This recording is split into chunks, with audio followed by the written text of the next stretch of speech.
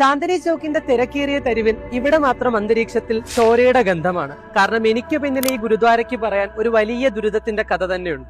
9ാമത് സിഖ് ഗുരുവായ ഗുരു തേജ് ബഹദൂർ രക്തസാക്ഷിത്വം വഹിച്ചത് ഇവിടെയാണ്.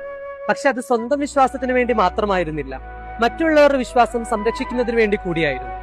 ഔറംഗസീബിന്റെ ഭരണത്തിന് കീഴിൽ കശ്മീരി പണ്ഡിറ്റുകൾ നിർബന്ധിത മതപരിവർത്തനത്തിന് വിധേയമാക്കപ്പെട്ടപ്പോൾ അവർ സഹായത്തിനായി ഗുരു തേജ് ബഹദൂറിനെ സമീപിച്ചു.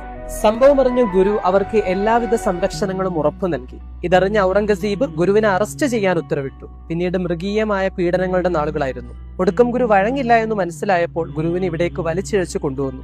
അന്ന് തടിച്ചുകൂടി അനേകായിരം ജനങ്ങളുടെ മുമ്പിൽ വെച്ച് ഗുരുവിന്റെ തല ഉടലിൽ നിന്ന് നറുത്തെടുത്തു. ഇന്ന് ഗുരുദ്വാര സിസ്ഗഞ്ച് സാഹിബ് ആ ധൈര്യത്തിനുള്ള സ്മാരകമായി ഇവിടെ നിലകൊള്ളുന്നു. ചില കഥകൾ മനുഷ്യന്റെ ത്യാഗത്തിന്റേത് കൂടിയാണ്. കൂടുതൽ കഥകൾ കേൾക്കാൻ ഡു ഫോളോ.